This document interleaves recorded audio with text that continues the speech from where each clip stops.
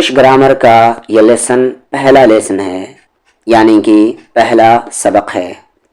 आप चाहे किसी भी लेवल पर हो, क्लास 10th में हो, 12th में हो या उससे आगे हो या क्लास 10th से पहले हो, कहीं पर हो, ये वीडियो आपके लिए काफ़ी अहमियत रखती है और हर जगह आपके काम आएंगी। या आप किसी क्लास में नहीं हैं फिर भी ये वीडियो आपके नॉलेज में इजाफा करेंगी। आज का हमारा टॉपिक है, सबसे पहला क्वेश्चन कि हम ग्रामर क्यों पढ़ते हैं, ग्रामर क्या है, इंग्लिश ग्रामर क्या है, फिर पार्ट्स ऑफ स्पीच क्या हैं, फिर noun, pronoun, adjective, verb, adverb, preposition, conjunction, interjection, ये सारे क्या हैं। आज का हमारा ये पहला लेसन है। तो सबसे पहला क्वेश्चन किया गया था कि ग्रामर होता क्या है। सबसे पहले आप यहाँ पर ग्रामर की स्पेलिंग याद कर लेंगे, GRAMMAR, यहाँ पर AR होगा ना कि ER, ग्रामर। क्वेश्चन क्या है कि ग्रामर क्या है। सेंटेंस आप याद रखें। सबसे पहले मैं समझाता हूँ उर्दू में या पहले हिंदी में। किसी भी ज़ुबान को, ज़ुबान यानी कि लैंग्वेज, किसी भी ज़ुबान को सही तरीक़े से पढ़ने, लिखने, बोलने और समझने के लिए, किसी भी ज़बान को सही तरीक़े से पढ़ने, लिखने, बोलने और समझने के लिए जिन चीज़ों की ज़रूरत पड़ती है उसे हम ग्रामर कहते हैं। यानी कि ग्रामर के ज़रिए से हम किसी भी ज़ुबान को करेक्टली पढ़ सकते हैं, लिख सकते हैं, बोल सकते हैं और समझ सकते हैं। मिसाल से बात ज़्यादा समझ में आएगी। जैसे मैं दुकान पर जाता हूँ, अंडे की दुकान पर, और कहता हूँ कि 4 अंडा दीजिए। सुनने में तो ये जुमला सही लग रहा है, लेकिन ग्रामर के अकॉर्डिंग, क़वाइद के अकॉर्डिंग, रूल्स के अकॉर्डिंग ये जुमला गलत है, क्योंकि 4 अंडा नहीं, 4 अंडे। 4 एक प्लूरल वर्ड है, तो आगे जो आएगा वो भी प्लूरल आएगा। आप ऐसे नहीं कह सकते हैं 4 एग, बल्कि आप कहेंगे 4 एग्स। दूसरा क्वेश्चन है कि इंग्लिश ग्रामर क्या है। तो बिल्कुल ऊपर के डेफिनेशन की तरह होगा, ऊपर के जैसा आंसर थे उसी पैटर्न पर इसको भी हम समझेंगे। इंग्लिश ज़ुबान को सही तरीक़े से पढ़ने, लिखने, बोलने और समझने के लिए जिन चीज़ों की, यानी जिन रूल्स की ज़रूरत पड़ती है उसे हम इंग्लिश ग्रामर कहते हैं। तो हम ग्रामर क्यों पढ़ते हैं? ताकि हमें वो ज़बान सही तरीक़े से पढ़ना आ जाए, लिखना आ जाए, बोलना आ जाए और समझना आ जाए। जो पढ़ा लिखा इंसान होता है वो लगता कैसे है कि वो पढ़ा लिखा इंसान है? क्योंकि वो बोलता सही है। उसकी जो ज़ुबान होती है वो क़वाइद के, रूल्स के अकॉर्डिंग होती है। अगला क्वेश्चन कि what are parts of speech, कि पार्ट्स ऑफ स्पीच क्या है। अगर एक फ्रेज़ में याद रखें कि पार्ट्स ऑफ स्पीच क्या है, तो parts of speech basic building blocks of grammar. बस ये याद रखें, basic building blocks of grammar. जब एक घर बनाना होता है, यानी जब एक घर बनाने की ज़रूरत पड़ती है, तो उसमें सीमेंट, ईंट, बालू वगैरह वगैरह चीज़ों की ज़रूरत पड़ती है। उसी तरीक़े से जब कोई ज़ुबान बनती है तो उसमें भी तो कोई चीज़ें होंगी। अब जिन चीज़ों से वो ज़ुबान बनी उसे हम क्या कहेंगे? Parts of speech. आप किसी भी चीज़ को ले लें, आपको चाय बनानी हो तो उसमें बहुत चीज़ों की ज़रूरत पड़ती है। चीनी चाहिए, दूध चाहिए, पत्ती चाहिए, ये सारी चीज़ें के ज़रिए से चाय बनेगी। या कोई भी चीज़ बनाने के लिए बहुत सारी चीज़ों की ज़रूरत पड़ती है।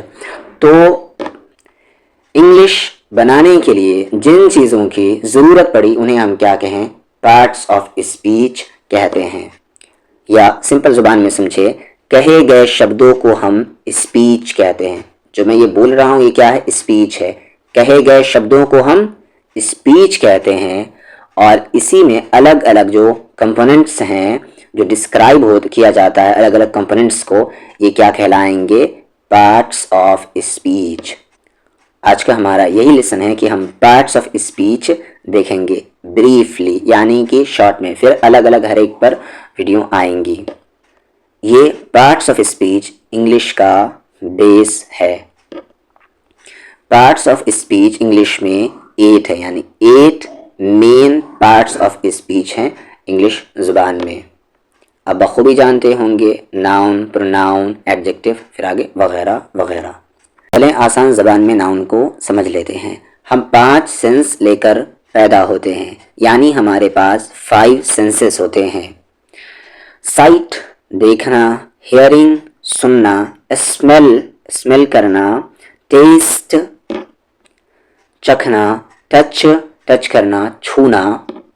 ये 5 शब्दों को याद रखें। जिन भी चीज़ों को आँखों से देखा जा सकता है या हम छू सकते हैं या स्मेल कर सकते हैं या टेस्ट कर सकते हैं या फील कर सकते हैं, वो नाउन की कैटेगरी में आएगा। एग्जाम्पल के तौर पर म्यूज़िक कैसा वर्ड है?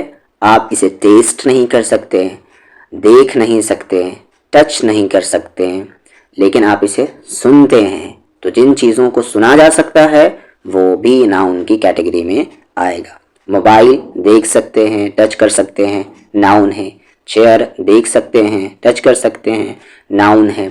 उसी तरीके से लक, पिटी, नेचर, एटीट्यूड, बिहेवियर, जस्टिस, बाद में डिटेल में बात होगी, लेकिन ये सारे ऐसे शब्द हैं जिसे आप महसूस करते हैं। असल में बात यह है कि नाउन को 2 तरीक़ों से क्लासिफाई किया जाता है। सबसे पहला होता है कॉन्क्रीट और उसके बाद एब्स्ट्रैक्ट। तो जिन नाउन को हम फील करते हैं, यानी कि वैसे सारे शब्द जिसे हम महसूस करते हैं, फील करते हैं, वो एब्स्ट्रैक्ट नाउन की कैटेगरी में आते हैं। और जिन सारे शब्दों को हम फील नहीं करते, यानी कि चख सकते हैं, देख सकते हैं, सुन सकते हैं, टच कर सकते हैं, वो सारे कॉन्क्रीट नाउन की कैटेगरी में आएंगी। वो आप याद रखेंगे, वो बाद में बताया जाएगा, प्रॉपर कॉमन जो भी है। लेकिन यहाँ पर नाउन को 2 तरीके से क्लासिफाई किया जाता है, कॉन्क्रीट और एब्स्ट्रैक्ट। तो वो सारी चीज़ जिसे हम सेंस नहीं कर सकते लेकिन हम महसूस करते हैं, वो भी नाउन की कैटेगरी में आएंगी, लेकिन वो एब्स्ट्रैक्ट नाउन होगा। उम्मीद करते हैं कि बात आपको समझ में आ गई होगी। बस एक जुमला याद रखेंगे कि हमारे पास 5 सेंसेस होते हैं, यानी हम 5 सेंसेस लेकर पैदा होते हैं।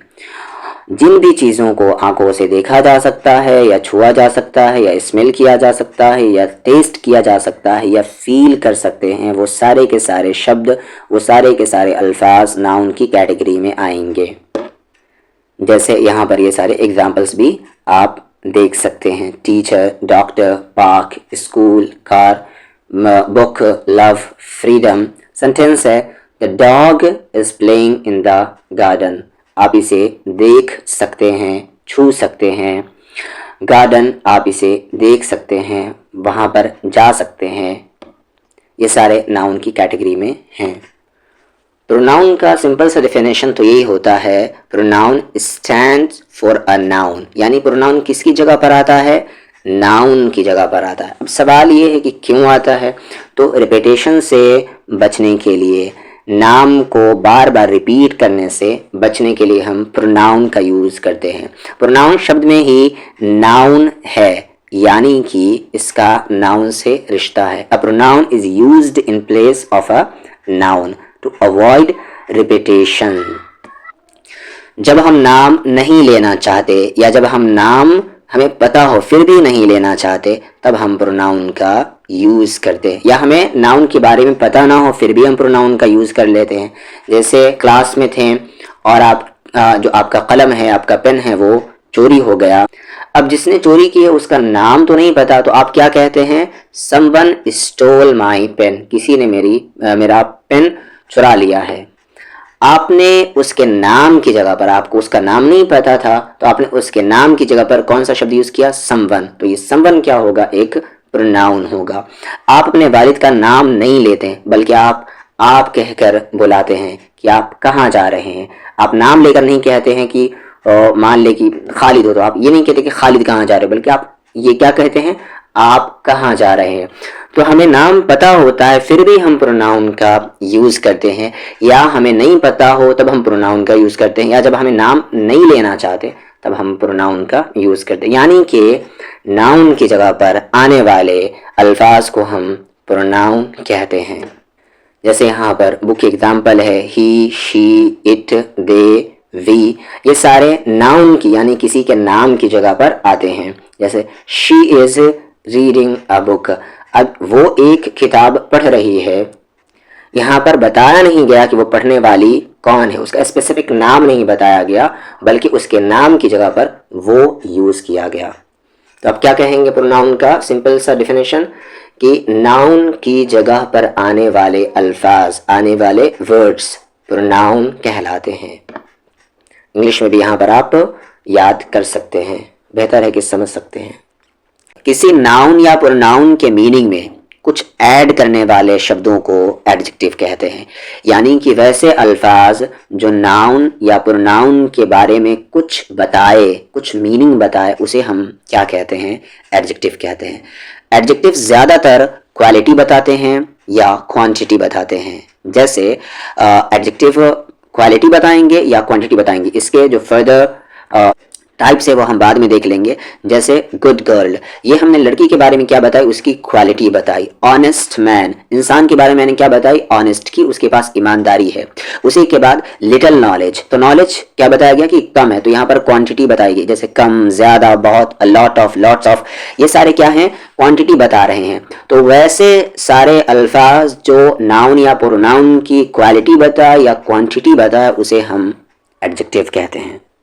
जैसे यहाँ पर she has a beautiful dress, यहाँ पर ड्रेस की क्या बताई गई, क्वालिटी बताई गई, यानी कि ये व्हाट काइंड या हाउ मेनी का आंसर देगा।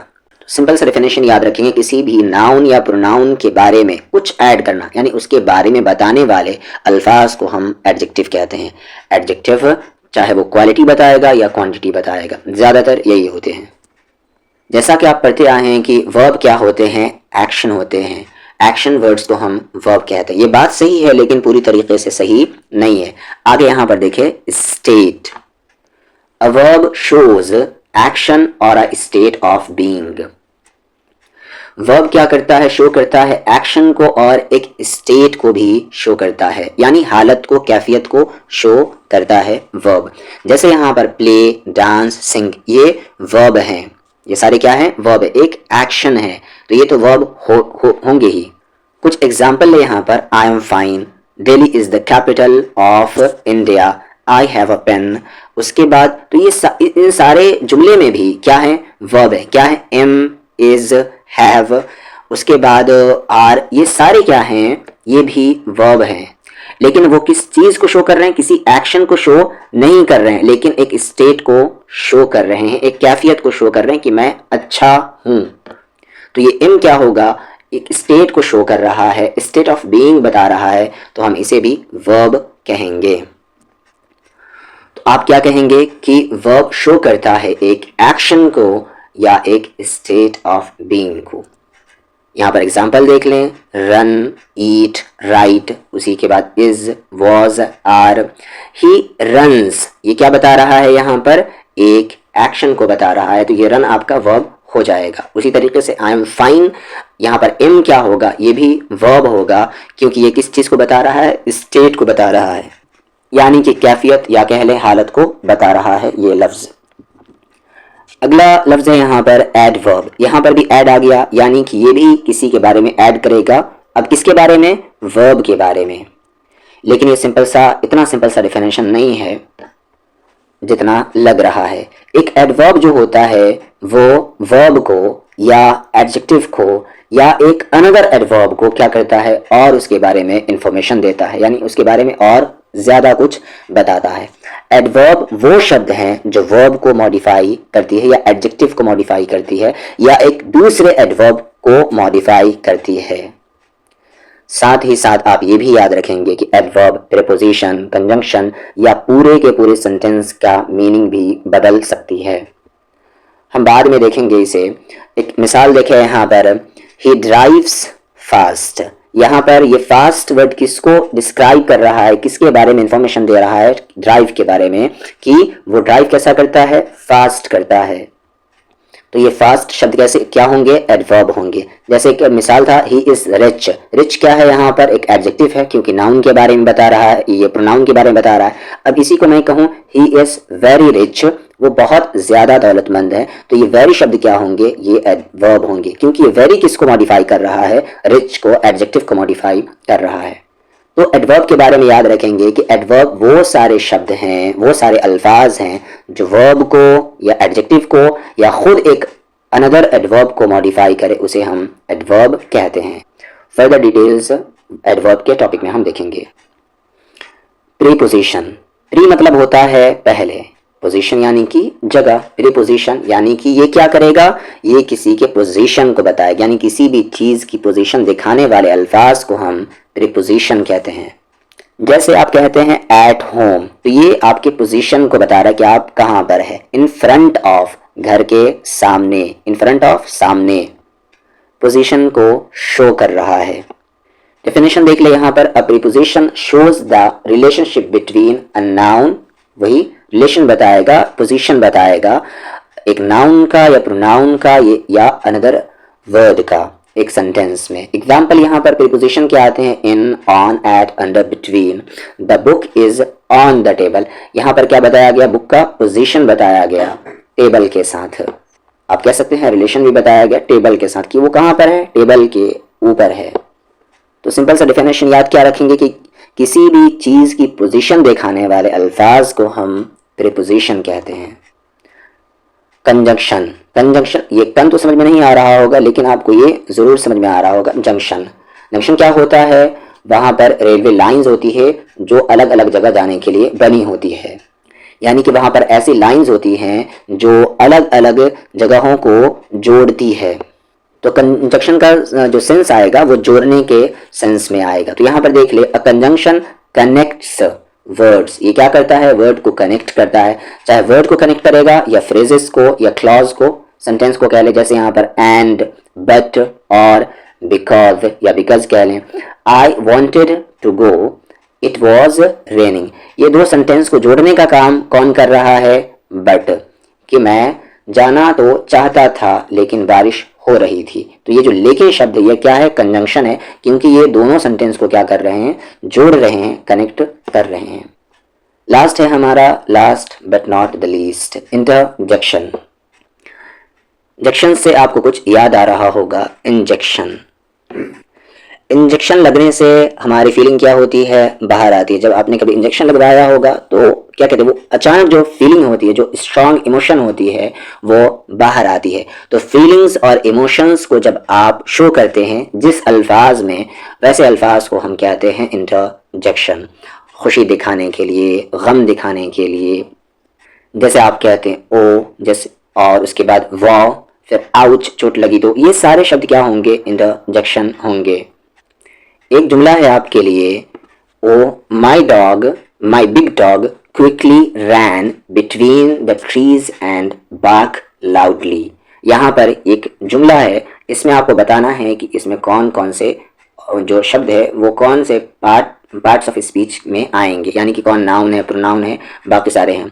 तो सेंटेंस है आपके सामने, oh my dog, my big dog quickly ran between the trees and barked loudly. तो यहाँ पर आप इसे देख लें। सबसे पहले तो खुद से बनाने की कोशिश करें और उसके बाद यहाँ पर चेक कर लें।